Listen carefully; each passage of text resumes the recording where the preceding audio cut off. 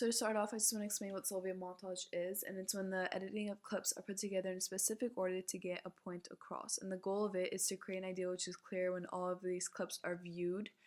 together, and only around 30 films have ever been made in this style, but it's considered to be very important and influential because a lot of filmmakers to this modern day use different types of montages such as metric montage, rhythmic montage, tonal montage, overtonal montage in their films.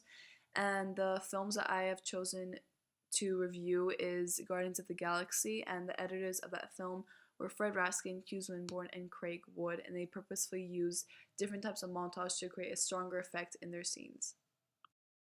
In this first scene, I saw a rhythmic montage was used to create a visual continuity between both scenes, and how at first we see that Groot has sacrificed himself and created this branch ball that is surrounding his friends. And even though there's not a lot of dialogue in this scene, we see that and understand what every character is feeling. And as it proceeds into the second scene,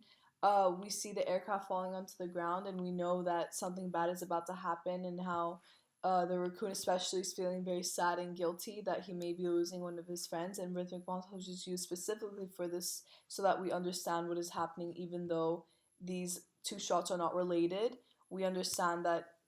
something bad is going to happen due to the last scene. In these following scenes, we can see that Star-Lord and Gamora are in a fight, and how metric montage creates a suspenseful effect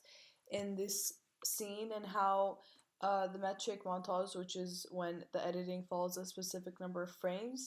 and I believe that the editors use metric montage for this scene to create suspense throughout the audience and make them wonder what will happen. In this last clip, rhythmic montage was once again used to relate shots. When Baby Groot is dancing in his pot, Drax the Destroyer is cleaning his knife, and the Awesome Mix Volume 1 is playing. They're completely unrelated, but because the way they were edited and put together, they seem related. And also the music plays a big role in this scene, and how when Baby Groot is dancing, the music is really a beat, but when Drax the Destroyer looks at him,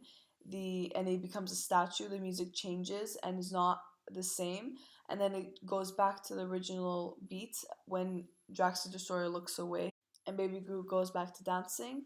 And I believe the editors use this montage to link all these scenes together and have a continuity of them and have them relate, even though they don't. And if another montage is used or not another one, we would understand what is happening between the shots or how they relate to each other. If we were able to, the rhythmic montage has a more seamless effect, and how it just easily links up together, and that's what helps the scene. Overall, I believe that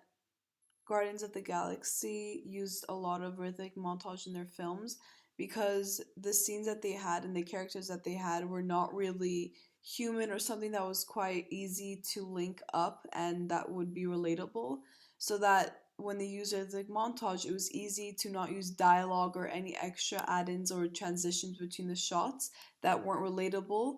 The rhythmic montage allowed them to do so, and it made more sense, especially if it had a music that linked up with the type of shots and what they were trying to portray through them. And that's why I believe the Guardians of the Galaxy used rhythmic montage so much, because it was so easy for them to link up shots and scenes that didn't make quite a lot of sense by themselves, but when they were ordered and edited in a certain way, they made more sense.